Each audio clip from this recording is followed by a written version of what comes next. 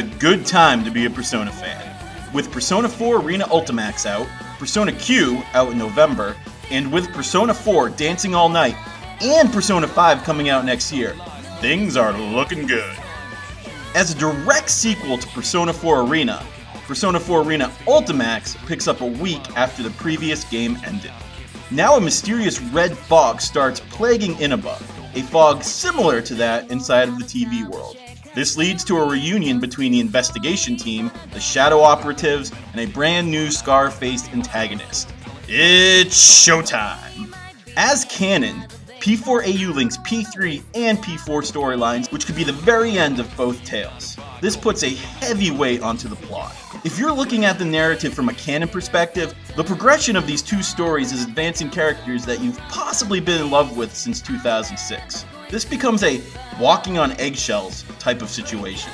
Do you aim for enriching character development, inside community jokes, or just have fun with it? How much evolution can occur in a fighting game? Is it better to look at P4AU as a separate entity with just familiar characters? Great questions. What makes a Persona game are the characters, not the plot. While P4AU is a fighting game, it's not just a fighting game. Hell, it's part visual novel. The story mode is lengthier than you expect, with arcs that center around the different groups involved in the incident. Think of the overarching story as a mix of, say, Persona 3 and Persona 4. While the writing isn't as solid as P3 or P4, the story is definitely entertaining and blends those three areas previously mentioned.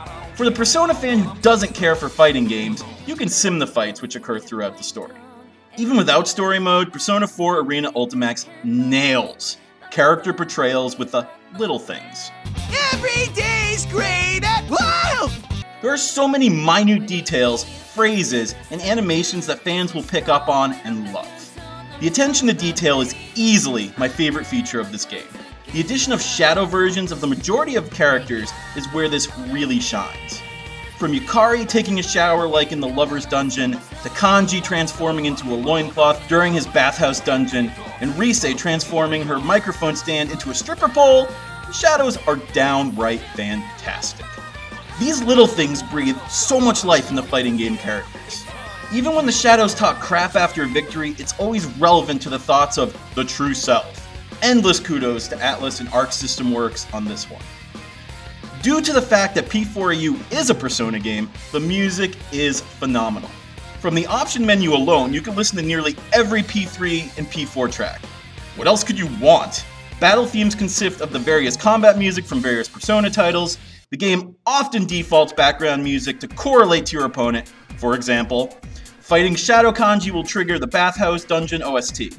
Again, it's the little things about the game that stand out to me. Music-wise, there is no way you'll be disappointed. Hell, there are even some really awesome remixes. I suppose in this review, I should talk about gameplay.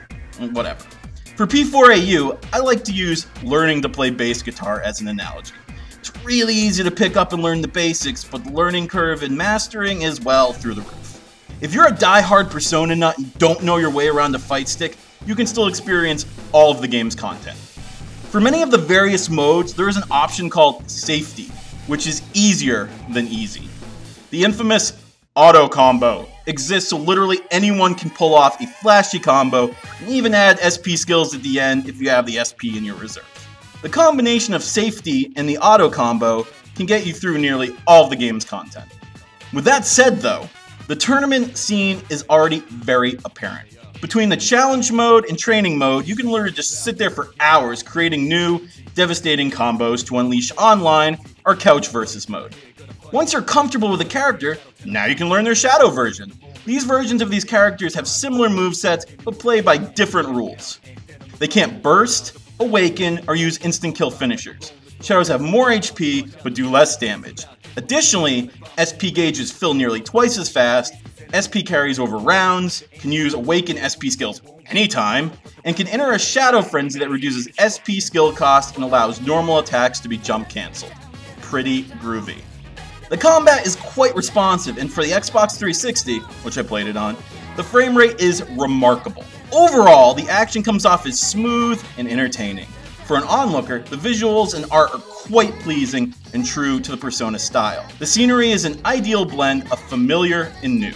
There is a lot going on at once, but this actually plays as a strength. With the combination of the action, control, visual stimulation, and audio jams, it's easy to get lost in the engaging nature of the combat. The AI in various game modes have various difficulties attached to keep you challenged at whatever level you're at. Or you can take skills online and fight nightmarish real players that exist to show you how adorable it is that you think you're good. Speaking from previous personal fighting game experience here. The new modes added since Persona 4 Arena are welcomed features. Besides shadow characters, the most interesting new feature is the Golden Arena mode. Think of this as your own personal RPG experience in a Persona style. Choose a character, regular or shadow, start at whatever level or difficulty you're comfortable with, and level your character stats however you like. This mode takes quite some time, but it's fun. You get 4 skills based off your character and bosses you fight. Mix and match what you like and what will keep you alive. Even if you play as the same character, there is definitely replayability. Since P4AU has a story mode, individual stories have changed from how the first Arena did it. Only certain characters will have mini-stories and dialogue happen between matches in arcade mode. If you're looking for some more exposition, this mode is worth taking a go at. The story mode is split up into different sections that you'll unlock as you complete each section. This is where the true bread and butter of the exposition will come from. I think of the story stuff from arcade mode as extra. All in all, Persona 4 Arena Ultimax has a lot going on. There are fighting elements, visual novel aspects, RPG elements, and a whole lot of Persona stuff. While it's primarily an arcade fighter, the content is accessible to any skill level. A ranked online profile caters to those who are more in it for combat than the story. For everyone in between, there's a great gray mix of everything. P4AU speaks to both the Persona and fighting genre fan. If you happen to be someone who loves both, this game is really going to speak to you. Open your eyes to all the little quirks and bask in the fan-pandering goodness. Here at GameZone, we're giving Persona 4 Arena Ultimax a 9.5.